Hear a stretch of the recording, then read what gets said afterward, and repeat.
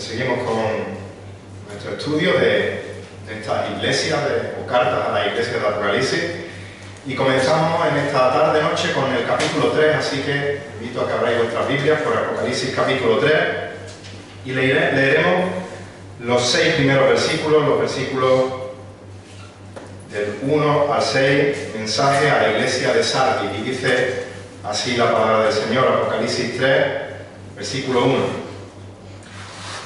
Y escribe al ángel de la iglesia de Sardis, el que tiene los 7 espíritus de Dios y las 7 estrellas, dice: yo conozco tus obras, que tienes nombre de que vives, pero estás muerto. Ponte en vela y afirma las cosas que quedan, que estaban a punto de morir, porque no he hallado completas tus obras delante de mi Dios. Acuérdate pues de lo que has recibido y oído, guárdalo y arrepiéntete. Por tanto, si no velas, vendré a ti como ladrón, y no sabrás a qué hora vendré sobre ti. Pero tienes unos pocos en Sardis que no han manchado sus vestiduras, y andarán conmigo vestidos de blanco porque son dignos. Así el vencedor será vestido de vestidura blanca, y no borraré el nombre del libro de la vida, y reconoceré su nombre delante de mi Padre y delante de su ángel. El que tiene oído, oiga lo que el Espíritu dice a las iglesias. Bueno, pues seguimos con la misma tónica, con la misma estructura que estamos viendo en estas cartas, para poder recordarlas mejor, para poder estudiarlas mejor, y tratamos de, sin forzar el texto, verla con una serie de R's que nos indican de qué va cada versículo. En este caso veremos 5 R's también, pero vamos a decirlas y luego voy a hacer un comentario. En el versículo 1 al principio veremos el receptor. Os digo, van a sonar a las otras cartas mucho. La segunda parte del versículo 1 veremos el remitente. La tercera parte del versículo 1, y saltamos a la segunda mitad del versículo 2, veremos la reprensión. La primera mitad del versículo 2, no os quiero marear, y el versículo 3 veremos la recomendación. Y por último, los versículos del 4 al 6, la recompensa. Si os habéis fijado, como hemos dicho, más o menos seguimos el mismo patrón: remitente, receptor, recompensa, reprensión, recomendación. Pero hay algo que aparece en las otras 6 cartas y que tristemente no aparece en esta carta. Y es el reconocimiento. No hay reconocimiento en esta carta. Es algo triste que Cristo no encuentra absolutamente nada en esta iglesia digno de darle un elogio. Ninguna de las iglesias que hemos visto era perfecta. Siempre ha habido una recomendación a algo que tenían que mejorar, pero siempre ha habido también un reconocimiento a algo que ya estaban haciendo bien. No hay nada que reconocer en esta iglesia digno de elogio. Ahora bien, el Señor es misericordioso. Dios es un Dios de gracia y no va a abandonar porque sí a esta iglesia debido a la forma terrible en la que se estaba conduciendo, sino que le va a dar una serie de instrucciones para corregir esta catastrófica situación. Así que en primer lugar vamos a ver el receptor. Dice el versículo 1: y escribe al ángel de la iglesia en Sardis.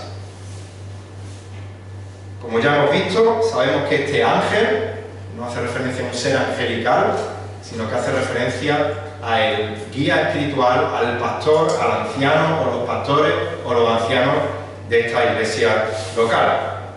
Y se nos dice que esta iglesia se encontraba en Sardis, una ciudad a unos 48 kilómetros al sur de Tiatira, una ciudad que fue fundada alrededor del 1200 a.C., una ciudad que era conocida por su prosperidad, y era muy próspera debido a la ubicación en la que se encontraba, en una ruta comercial que atravesaba de un lado al otro el reino de Lidia, un reino muy próspero en aquella época y del cual Sardis era su capital. Una ciudad que se había enriquecido, entre otras cosas, por el oro que encontraban cerca del río Pactolo, y también una ciudad que prosperaba por sus industrias.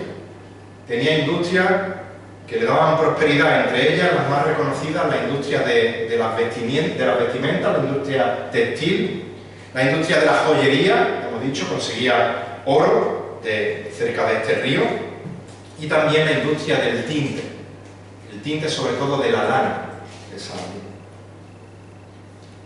La ubicación no le hacía solo próspera, sino que también le hacía una ciudad casi inexpugnable. Estaba en una colina a unos 500 metros de altura aproximadamente. 3 de los 4 lados de esta colina eran casi perpendiculares y lisos, por lo cual era muy complicado acceder, invadir por ahí para atacar. Y el único acceso que tenía era un camino angosto, un camino difícil, así que, como digo, hacía muy difícil el poder invadir esta ciudad. Eso les llevó a pensar que eran invencibles, que eran intocables, y se acomodaron. Dejaron de ser vigilantes, dejaron de estar alertas, y ese fue su punto débil. Se descuidaron y terminaron siendo conquistados, por supuesto. Y en el año 133 a.C. cae bajo el dominio del Imperio Romano. Algo muy sonado en esta ciudad es que en el año 17 después de Cristo hubo un terremoto terrible que destruyó por completo la ciudad. Y el emperador de aquella época, el emperador romano Tiberio, le ofreció ayuda económica a Sardis para poder reconstruir la ciudad. La ciudad, en agradecimiento, construyó un templo para adorar a este emperador Tiberio. Pero el culto principal de esta ciudad era a la diosa Cibeles, diosa conocida en otras ciudades, en otros templos como Diana o como Artemisa. Y como curiosidad también era conocida por unas aguas termales que había cerca de esa ciudad, y las cuales, pues igual que hay mitos y fantasías de aquellos que van a Lourdes a buscar esos milagros, esas sanaciones, pues decían que el agua termal de allí tenía poderes milagrosos y había dioses que venían y eran capaces de resucitar a los muertos. Esas aguas entregabas a un muerto y podían devolverlo a la vida. Curioso, en una iglesia que el Señor le va a decir que tiene nombre de que está viva, pero está muerta. En segundo lugar, el remitente. Sabemos que es el Señor Jesucristo, pero aquí se nos presenta con 2 características. Dice, versículo 1 también, el que tiene los 7 espíritus de Dios y las 7 estrellas. Características que ya hemos visto en el capítulo 1, que se nos anticipan presentando al Señor Jesucristo. En cuanto a los 7 espíritus, unos comentaristas dicen que tal vez podía tener en mente el apóstol Juan Isaías 11:2, donde se escribe el Espíritu Santo con 7 características: Espíritu de Jehová, Espíritu de sabiduría, Espíritu de inteligencia, Espíritu de consejo, Espíritu de poder, Espíritu de conocimiento y Espíritu de temor de Jehová. También podría estar haciendo referencia o tener en mente Juan al escribir esto, Zacarías 4:2, donde se describe al Espíritu como un candelabro todo de oro, con su depósito en la parte superior y sus 7 lámparas encima de él, con 7 tubos cada uno para cada una de las lámparas que tiene encima. Bueno, lo que sí sabemos es que está hablando del Espíritu Santo. Lo que sí sabemos es que el número 7 en la cultura judía significaba, cuando se usa de forma simbólica, y sabemos que en Apocalipsis hay números que se usan de forma simbólica y otros que se usan de forma literal, el contexto nos da el uso del lenguaje correcto, y en este caso ese simbolismo significaba plenitud, significaba perfección. De manera que el que tiene los 7 espíritus de Dios nos habla de la plenitud de Cristo con respecto al Espíritu Santo. Sabemos que el Señor Jesús vivió su vida terrenal en dependencia plena del Espíritu Santo. Y el Señor Jesús es representado en la Iglesia ahora a través del Espíritu Santo, por medio del Espíritu Santo. Nos enseña a los creyentes que podemos llevar la vida de perfección del Señor Jesucristo, estamos llamados a vivir la vida de perfección del Señor Jesucristo en el poder y bajo la guía del Espíritu Santo. Por eso el Señor Jesús dijo en Juan 16:7 que os conviene que yo me vaya, porque si no me voy, el Consolador no vendrá a vosotros, pero si me voy, os lo enviaré. Era necesario que enviase al Espíritu Santo. Por otra parte, las 7 estrellas se refiere a los ancianos de cada una de las iglesias a las que van dirigidas las cartas. Recordad que eran cartas circulares. La carta de Éfeso iba para Éfeso, pero debía ser leída en las otras 6 iglesias. La carta de Sardis era para Sardis, pero tenía que ser leída en las otras 6 iglesias. Así que aquí vemos a Jesucristo como el que tiene las 7 iglesias, las 7 estrellas. Es decir, Jesucristo es el soberano sobre su iglesia. Él es el único que tiene autoridad sobre la iglesia. Y en este caso, sobre estas 7 estrellas, sobre estas 7 iglesias, delega su autoridad en el liderazgo de la iglesia, en los ancianos de la iglesia. Aunque la última palabra la tiene Cristo. Los ancianos no tenemos autoridad propia en la iglesia. Los pastores no tenemos una autoridad digna de nosotros que ejercer en la iglesia, sino que tenemos la autoridad delegada por Dios de liderar la iglesia, y se lidera bajo su palabra. En tercer lugar, la reprensión. Dice, o termina el versículo 1 diciendo: yo conozco tus obras, que tienes nombre de que vives y estás muerto. Y dice el versículo 2 al final: porque no he hallado tus obras perfectas delante de Dios. Externamente tenían una apariencia de piedad, externamente parecía una iglesia que funcionaba, una iglesia que obra, que tiene ministerio, que sirve a Dios en todo lo que hace, o eso parece.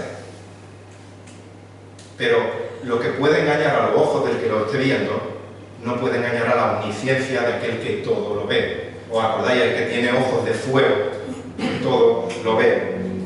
Yo conozco, yo sé tus obras, sé lo que estás haciendo, que tienes nombre, que tienes fama de que vives. Tienes nombre de que eres una iglesia que sirve, que crece, que trabaja, que ministra. Pero era una imagen superficial de que estaba viva. Tenía fama de que estaba viva, tenía nombre de que estaba viva, pero realmente era como un museo de cera, donde vemos las figuras de esos famosos que parece que están vivos, parece que son de carne y hueso, pero que del museo no se van a mover porque son muñecos inertes, muñecos sin vida. Tienes nombre de que vives, pero estás muerto. Impresionas a los demás, pero es como aquellos fariseos que Jesús denunció en Mateo 23-27. Sepulcro bonito, blanqueado por fuera, lucen hermosos, pero por dentro lleno de inmundicia, de podredumbre, sin vida, lleno de muerte. Una iglesia puede tener el mejor edificio, los mejores músicos, las actividades más llamativas, más impactantes, y dentro ser un cementerio para Cristo. Lo más importante no es tener un buen nombre para con los hombres de fuera, sino que exaltemos el nombre de Cristo, que por medio de nuestra obra su nombre no sea mancillado, aunque nuestro nombre sea criticado. ¿Cómo somos en nuestro interior? Porque por fuera todos lucimos muy bien cuando entramos por las puertas de la iglesia. Y estoy seguro de que la muerte de esta iglesia, como hemos dicho en otras ocasiones, en pecados flagrantes de la iglesia, no vino de la noche a la mañana. Un día estaba viva, servía a Dios, y al día siguiente estaba muerta. Sino que es algo que sucede poco a poco. Una iglesia que empieza a transigir en cosas en las que Dios no transige, en ceder en aquello de lo que Dios no cede, en acomodarse, en confiarse, y poco a poco dejar de velar en el corazón y acomodarse a la corriente del mundo. El hecho, como veremos luego, de que unos pocos no habían manchado su vestidura significa que unos muchos sí habían manchado sus vestiduras. Y dice Santiago 1:27 que la religión pura y sin mácula delante de nuestro Dios y Padre es esta. ¿Cuál? Visitar a los huérfanos y a las viudas en sus aflicciones y guardarse sin mancha del mundo. La gran mayoría de los que asistían a esta iglesia vivían de la apariencia, pero no se habían guardado sin mancha del mundo, sino que habían manchado sus vestiduras. Adoraban a Dios superficialmente, pero no según la adoración que Dios demandaba. Sus labios proclamaban a Dios, su corazón estaba lejos de Dios. Por eso le sigue reprendiendo en el versículo 2 y le sigue diciendo: no he hallado completas, dice Reina Valera, no he hallado perfectas tus obras delante de mi Dios. Y es verdad que en esta vida nunca podremos llegar a la perfección de santidad, al estándar que Dios demanda de nosotros, de piedad. Pero eso no es una excusa. Como no voy a llegar, pues voy a abandonar mi carrera de proseguir hacia la meta de ser como Cristo y voy a hacer lo que yo quiero y no lo que Cristo quiere. No. Jesús demanda de nosotros que seamos una iglesia santa. Y en el poder del Espíritu Santo es que podremos ser una iglesia cada vez más perfecta. Nuestras obras serán cada vez más completas. En el Antiguo Testamento se pedía que los animales sacrificados no estuvieran cojos, no estuvieran ciegos, no tuvieran ningún otro defecto, sino que estuvieran completos, que estuvieran perfectos. ¿Por qué? Porque Dios se merecía el mejor sacrificio. Dios no quiere que le demos lo que sobra de nosotros, no quiere nuestras migajas, sino que quiere todo de nosotros. Como dijo un autor, el diablo se conforma con la mitad de tu corazón, pero Dios no. Dios quiere todo tu corazón. Las obras de la iglesia en Sardia, aunque eran suficientes para darle una buena reputación delante de los hombres, eran inaceptables delante de los ojos de Dios. Vivían en una mentira. Y el Señor les tiene que dar una recomendación para solucionar la crisis en la que se encontraban. La iglesia estaba muerta, o podríamos decir estaba en un coma, y necesitaba desesperadamente vida. De manera que Cristo le va a dar una serie de recomendaciones, de instrucciones, para solucionar el problema en el que se encontraba. Le va a dar 5 mandatos. ¿Queréis recibir vida? Poneros en vela, afirmar las cosas que quedan, acordaos de lo que habéis recibido y oído, guardadlo y arrepentiros. Versículo 2 dice: ponte en vela, sed vigilante, dice Reina Valera. Acordaos de lo que decíamos al inicio del contexto de la ciudad de Sardi. Era una ciudad casi inexpugnable y se confiaron. Dejaron de estar en vela, dejaron de ser vigilantes y fueron conquistados.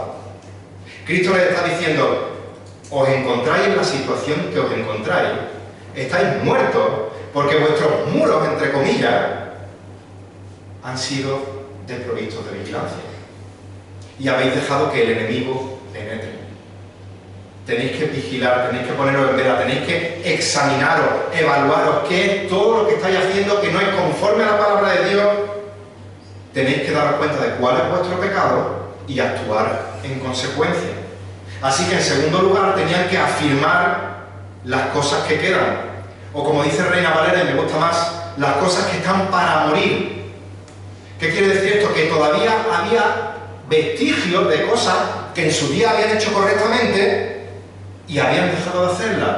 Pero es como esa chimenea que está casi 100% apagada y está ese agua que o se apaga o la aviva y vuelve a salir la llama.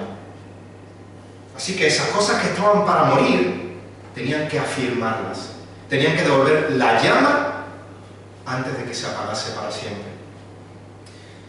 En tercer lugar, y relacionado con esto, acuérdate de lo que has recibido y de lo que has oído. Es decir, vuelve a la palabra de Dios. Recuerda el Evangelio. Vuelve a la enseñanza apostólica. Como dice Pablo a Timoteo, en 2 de Timoteo 1:13, retén la norma de las santas palabras que has oído de mí en la fe y el amor en Jesucristo. El problema de la congregación vino en que abandonó los pilares fundamentales sobre los que se basa la Iglesia. Abandonó las palabras de Dios, las doctrinas fundamentales de Dios. Y como hemos dicho y se escucha muchas veces, solo la doctrina correcta produce la conducta correcta. Así que estos creyentes necesitaban reafirmar su fe volviendo al Evangelio, volviendo a las sendas antiguas, volviendo a la doctrina correcta, recuperando la centralidad de la palabra. Y en cuarto lugar, no era suficiente con volver a ella, retenerla intelectualmente, sino que tenían que guardarla, tenían que obedecerla, tenían que ponerla en práctica. Y para poder hacer todo esto, por último, tenían que hacer una cosa antes: arrepiéntete. Tenéis que arrepentiros. Decía el puritano Thomas Watson: mañana puede ser el día de nuestra muerte, que hoy sea el día de nuestro arrepentimiento. Repito, mañana puede ser el día de nuestra muerte, que hoy sea el día de nuestro arrepentimiento. La iglesia de Sardis tenía que confesar su pecado, una vez que lo hubiera evaluado, apartarse de su pecado y cambiar el rumbo, arrepentirse, dar media vuelta del camino erróneo que iba y volverse hacia Cristo. Y si estos 5 recomendaciones, mandatos, requerimientos, instrucciones no se practicaban, si se ignoraban, no solo no traería vida a la iglesia, no solo no traería ese avivamiento que necesitaba la iglesia, sino que las consecuencias serían fatales. Dice el versículo, sigue diciendo el versículo 3, si no velas, si no haces caso a todo lo que te he dicho, vendré sobre ti como ladrón y no sabrás a qué hora vendré sobre ti. Y esta descripción nos cuesta ver a Jesús como un ladrón que viene, pero es una descripción que encontramos en la palabra, en Mateo 24, en Lucas 12, en 1 Tesalonicenses 5, y siempre denota un concepto de un juicio inminente. Viene el juicio sobre ti, ponte alerta. Y esta amenaza no se relaciona posiblemente con su segunda venida, sino con el que el Señor terminaría permitiendo que la iglesia muriese del todo, que fuera destruida. Porque para el Señor Jesucristo la santidad de su esposa es algo valioso, es algo serio. Así que tenemos que temblar bajo la idea de poder hacer nosotros algo que manche la santidad de su esposa, que manche la santidad de la iglesia. ¿Por qué? Porque el juicio de Dios es terrible sobre aquellos que lo hagan. Y por último, la recompensa. Dice el versículo 4, pero tienes unos pocos en Sardis que no han manchado sus vestiduras y que andarán conmigo vestidos de blanco porque son dignos. Hemos dicho al principio que el Señor no encontró en la iglesia nada digno de elogio. No estaban haciendo nada bien. Pero sí había un remanente fiel que permanecía dentro de esa iglesia, que no había manchado sus vestiduras. Creyentes genuinos que imaginaron lo que deberían de estar sufriendo en medio de tanta impiedad en el nombre de Cristo. Por eso el Señor les da unas palabras de aliento. Le dice: no habéis manchado vuestra vestidura. Esta palabra manchar en el original significa mancillar, significa contaminar. Era un lenguaje conocido para los lectores, porque como hemos dicho, había una industria textil en la que ellos mismos decían que habían inventado el teñir la lana, o un mecanismo mejor para teñir la lana, para teñir las vestiduras. Y ahora dice que ellos no han teñido sus vestiduras, que no las han manchado, que no las han contaminado, que no las han mancillado.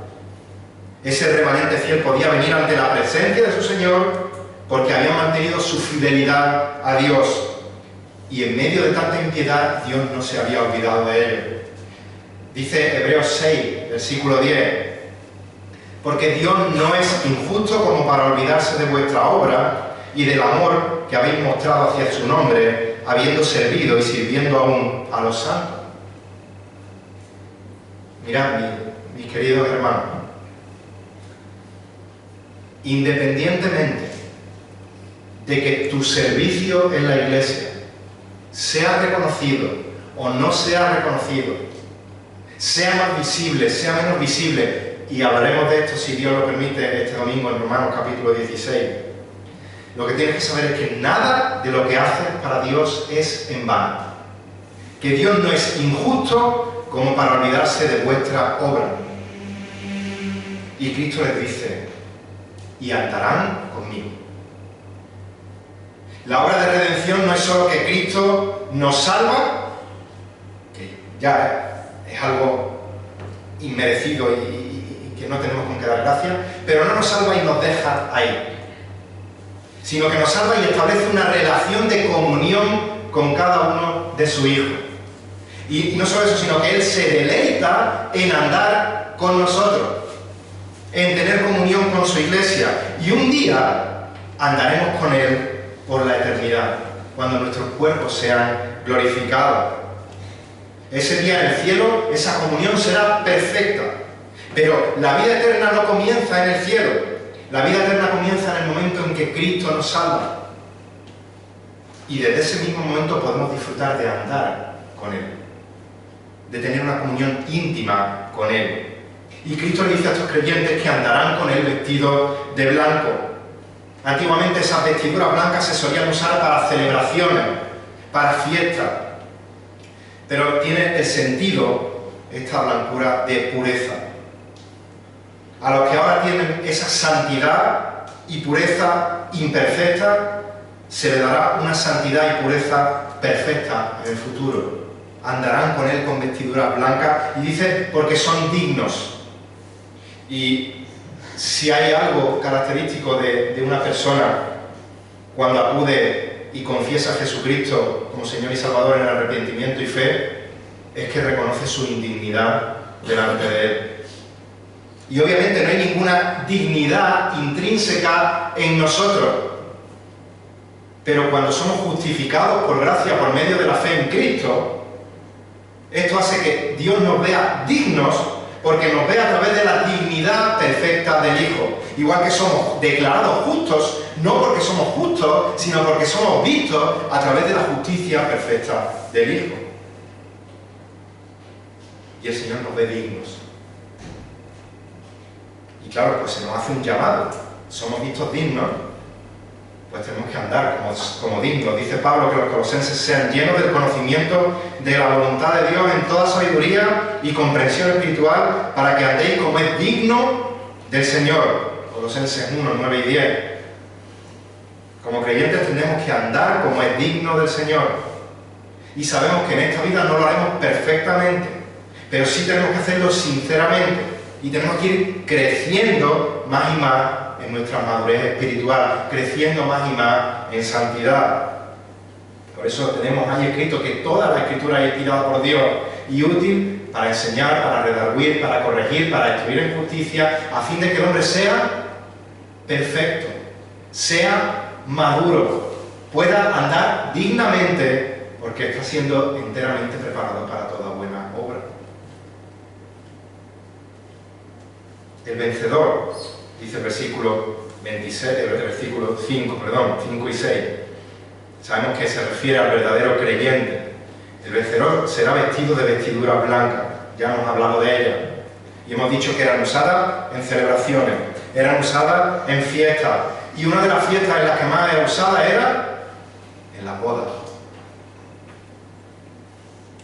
Hoy cada día hay menos bodas. Y de las bodas que hay, por desgracia, el vestido blanco, aunque se suele llevar, ha perdido todo el significado de la pureza que representa esa novia que llega pura al matrimonio. Pero hay una boda en las que los creyentes llevaremos vestiduras blancas. Y esas serán las bodas del Cordero, como vemos en Apocalipsis capítulo 19. Y sigue diciendo el texto, y no borraré su nombre del libro de la vida. Cuidado, este texto ha sido a veces sacado de contexto para justificar que la salvación se pierde. Al que peca así le borran del libro de la vida. No, la salvación no se puede perder, porque esto no es lo que significa el texto. En aquella época, cuando Juan escribe, los gobernantes tenían un registro de cada ciudadano que vivía en la ciudad, y ese libro se llamaba el libro de la vida, de manera que cada vez que fallecía un ciudadano, o incluso que cometía un delito grave y se le expulsaba de ser ciudadano, se le quitaba el reconocimiento de ser ciudadano, se le borraba del libro de la vida. Así que la amenaza aquí no es el castigo de perder la vida eterna, sino que es una amenaza de una muerte física. Porque Cristo promete que nunca borrará del libro de la vida a un verdadero cristiano. Dice Apocalipsis 13:8 que nuestros nombres, o los nombres de aquellos, estaban escritos en el libro de la vida del Cordero que fue inmolado desde el principio del mundo. Y si bien estas podían ser borrados de la faz de la tierra, de ese libro de la vida, si no cumplían con lo que tenían que hacer, a los creyentes fieles de Sardis, Cristo les prometía que un día confesaría el nombre de cada uno de ellos delante del Dios y Padre y delante de sus ángeles. Probablemente la iglesia, una de las cosas de las que estaba donde estaba, era porque se había avergonzado de confesar el nombre de Jesús y se había acomodado al mundo. Pero Cristo dice que a los que no nos avergonzamos de confesar su nombre, Él no nos borrará del libro de la vida, sino que, como hemos dicho, confesará nuestro nombre delante del Padre y delante de su ángel. Y esta carta termina, igual que las otras 6, con una exhortación a prestar toda la atención posible ante lo que se nos ha dicho. El que tiene oído, oiga lo que el Espíritu dice a las iglesias.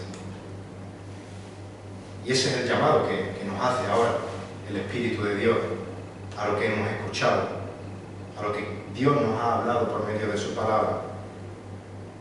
Las personas muertas espiritualmente en esta iglesia aparentaban ser iglesia, tenían nombre de iglesia, pero necesitaban prestar atención a que el juicio era inminente y ese Salvador podría llegar como juez, como ladrón en la noche. Los que eran indiferentes, los que se habían acomodado, tenían que velar y despertar también para salvar a la iglesia, para avivar aquellas cosas que estaban a punto de apagarse y que eran correctas, antes de que fuera demasiado tarde. Y los pocos fieles que quedaban podían gozarse de que Dios no se había olvidado de él. De que, independientemente de lo que pasase en esa iglesia, si respondía en obediencia y volvía a resurgir la llama, o si terminaban siendo destruidos, ellos tenían una salvación segura e iban a gozar de la eternidad en la presencia de Cristo. Que el Señor bendiga su palabra y que nos guíe por el poder de su Espíritu Santo a estar alerta ante cualquier falso maestro que pueda tratar de entrar por esa puerta, ante cualquier falsa enseñanza que pueda tratar de derribar o penetrar por los muros, entre comillas, de esta iglesia. Que nos guíe para no caer en el ritualismo, en el hacer las cosas porque tenemos que hacerlas, o en la dejadez, en para qué hacer las cosas. Que las palabras de Cristo a esta iglesia de Sardis infundan en nosotros un temor reverente, pero que nos haga temblar las piedras frente a la idea de poder mancillar la vestimenta de la iglesia de Cristo, de la esposa. Y que ese temor reverente nos haga ir hacia la santidad en todo lo que hagamos, en andar digno de nuestra posición en Cristo. Y también que estas palabras nos ayuden a gozarnos en medio de las circunstancias en las que nos encontremos, en la esperanza cierta, segura, de que un día recibiremos vestiduras blancas, para disfrutar de una eternidad de celebración y de felicidad en la presencia y en la comunión con nuestro Señor. A ese honor.